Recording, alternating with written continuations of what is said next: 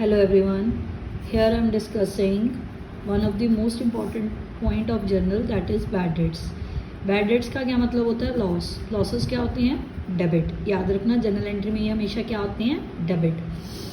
Debtor तीन तरह के होते हैं, गुड, डाउटफुल, बैड. गुड मतलब डेटर वो बंदे ना जिनको आप क्रेडिट पे सेल करते हो, इनसे पैसे लेने होते हैं, ठीक है. गुड मतलब आपके पूरे पैसे वापस कर देंगे. डाउटफुल मतलब 50-50. बैड का मतलब नहीं मिलेंगे, डूब गए वो पैसे. अब हम यहाँ पे ट्रीटमेंट किसकी करेंगे जर्नल में? बैड डेट्स की. ये लॉस है और ये डेबिट होता है. अब अलग अलग केसेस के थ्रू मैं आपको समझाऊंगी कि जर्नल एंट्री कैसे बनती है. Ram is declared insolvent, page only 60 पैसा इन अ रूपी और फॉर रुपीज 10,000. इंसॉल्वेंट का मतलब बंदा बैंक करप्ट हो गया. राम क्या हो गया? Bank corrupt. इंसॉल्वेंट और बैंक करप्ट दोनों वर्ड्स लिख के आ सकते हैं. इन दोनों का मतलब होता है बंदे का दिवाला निकल गया. He is not able to pay his liabilities, मतलब वो अपनी लायबिलिटीज पे करने के लिए कैपेबल नहीं रहा. उसको बोलते हैं इंसॉल्वेंट और बैंक करप्ट. अब उसने कितने पैसे ले रखे थे हमसे? 10,000. वो कितने पैसे दे रहा है? 60 पैसा. पैसे का मतलब यहाँ पे परसेंटेज ही होगा, ठीक है. आप परसेंटेज ही निकालोगे. 10,000 का 60% कितना आ गया? 6,000. ये आपको कैश मिला. आपने राम से लेना कितना था? 10,000. डेबिट साइड 4,000 से शॉर्ट हो गई. वो 4,000 का क्या है? Bad dates. मैंने पहले ही बताया ये लॉस है, डेबिट होगा. देखो बैड डेट्स अकाउंट डेबिट हुआ है. 6,000, 4,000, 10,000 being cash received. Second case है, Ram is declared insolvent, he owes 10,000, pays first installment. अगर फर्स्ट इंस्टॉलमेंट वर्ड लिखी है यानी कि वो बंदा आपको, राम आपको इंस्टॉलमेंट में पैसे देगा. इस पे आप बैड डेट्स जल्दी नहीं लिखोगे, नहीं अक्कर होंगे बैड डेट्स जब तक सेकंड एंड फाइनल इंस्टॉलमेंट नहीं देता. इसमें सिंपल एंट्री आएगी, जितने पैसे दे रहा है रिसीव कर लो, cash account debit to Ram account, ठीक है. 6,000 6,000, क्योंकि उसने 10,000 का 60 पैसा कितना हुआ? पहले मैंने बताया 60 पैसे का मतलब 60%, 6,000 हो गया. Clear. Third case, Ram paid. ये ऊपर वाले के साथ लिंक है क्योंकि यहाँ पे फर्स्ट इंस्टॉलमेंट था, यहाँ पे word second and final instalment है, वो 20% ओनली. सेकंड फाइनल इंस्टॉलमेंट वो 20% दे रहा है. अब देखो ध्यान से, सेकंड एंड फाइनल आ गई इसके बाद, यानी कि राम पैसे नहीं देगा तो बैड डेट्स अकाउंट ओपन होगा. 10,000 का 60%, 6,000 उसने पहले ही दे दिया था इस एंट्री में. अब कितना रिमेनिंग बचा? 4,000. टू राम में 4,000 बैलेंस लिख दोगे. बैलेंस अमाउंट लिखना होता है यहाँ पे. याद रखना जो 20% रिमेनिंग निकालना है वो प्रिंसिपल अमाउंट का निकालना है. प्रिंसिपल अमाउंट यहाँ पे 10,000 था. 60% भी 10,000 का ही करा तो 20 भी 10,000 का ही करोगे. रिमेनिंग का मत करना, ये मेन पॉइंट है. रिमेनिंग का नहीं करते, प्रिंसिपल अमाउंट का ही बैलेंस निकालते हैं.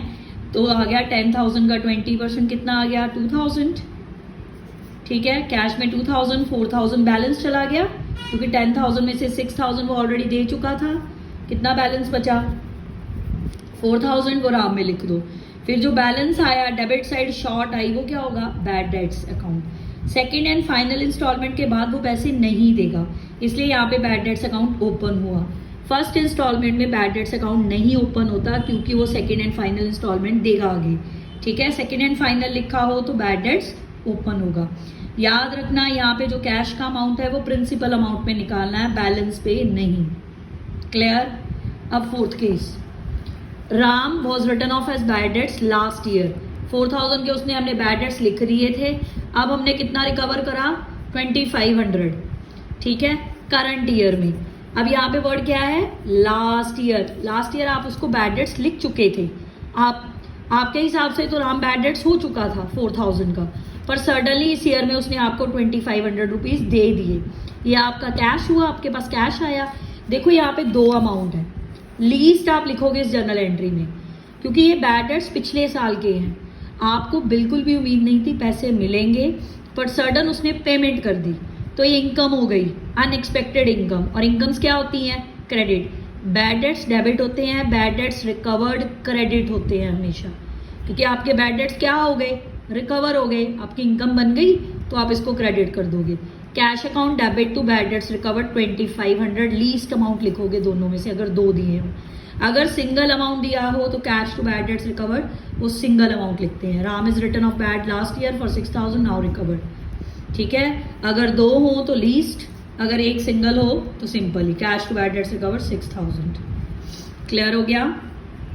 लास्ट केस है, Ram is declared insolvent who owe 6,000, nothing could be recovered from him.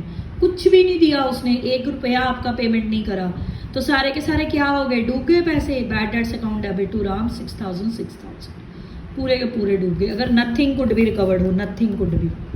Clear.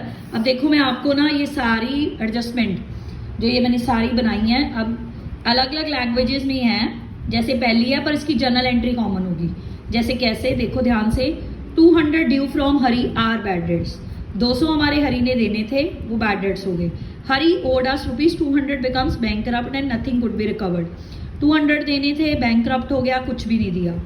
Amount due from Hari 200 and could not be recovered. 200 हमने हरी से लेने थे, उसने कुछ भी नहीं दिया। देखो स्टेटमेंट किसी भी फॉर्म में आए, एंट्री क्या होगी, bad debts account debit to Hari 200। ध्यान से देखो, ठीक है, bad debts to Hari. Second case, Kamal is declared insolvent, 70 paisa in a रुपी, 1000 के पीछे 70 पैसा, ऐसे लिख के आ जाए। Transaction receive final composition of 70 paisa in a rupee from Kamal who owed 1000, 1000 के पीछे यहाँ पे भी 70 पैसा है। Receive first and final dividend of 70 paisa in a rupee of Kamal who owed 1000, final installment उसने 1000 के पीछे 70% पे करी। किसी भी तरह ट्रांजेक्शन लिख के आ जाए, क्या बनेगी, cash bad debts to Kamal, cash account debit, bad debts account debit to Kamal. Kamal ने कितने देने थे, 1000, दिए कितने 70 पैसा, 700, 300 क्या हो गया आपके बैड डेट्स। किसी भी फॉर्मेट में आ जाए स्टेटमेंट, जर्नल एंट्री एक ही होगी, ठीक है। अब लास्ट केस है इसका, received cash from Mohan rupees 500 whose account was written as bad debts last year. Received cash rupees 500 for bad debts written off. Received rupees 500 from Mohan which were written off as bad debts in the previous year. किसी भी तरह transaction लिख के आ जाए, entry क्या होगी, cash to bad debts recovered 500, क्योंकि यहाँ पे क्या है, आपने लास्ट ईयर में बैड डेट्स लिख दिया, आपने बैड डेट्स रिटर्न ऑफ कर दिए थे, प्रीवियस ईयर में बैड डेट्स लिख दिए। किसी भी तरह स्टेटमेंट आ गई, एंट्री क्या होगी, cash to bad debts recovered account. Clear. याद रखना, बैड डेट्स लॉस होता है अकेला, ये डेबिट होता है। बैड डेट्स रिकवर्ड नटशल है, रिकवर्ड होता है तो इनकम होती है, क्रेडिट होगी, ठीक है। और एक बात और, 70 पैसा या 60 पैसा वर्ड लिखा हो तो इसका मतलब क्या होता है, 60%, 70%। इंसॉल्वेंट की एंट्री हो तो समझ लेना बैड डेट्स की है, बैंकरप्ट वर्ड लिखा हो तो समझ लेना बैड डेट्स की जर्नल एंट्री है। क्लियर है। इंसॉल्वेंट बैंकरप्ट का मतलब बैड डेट्स वाली entry. Okay, thank you very much.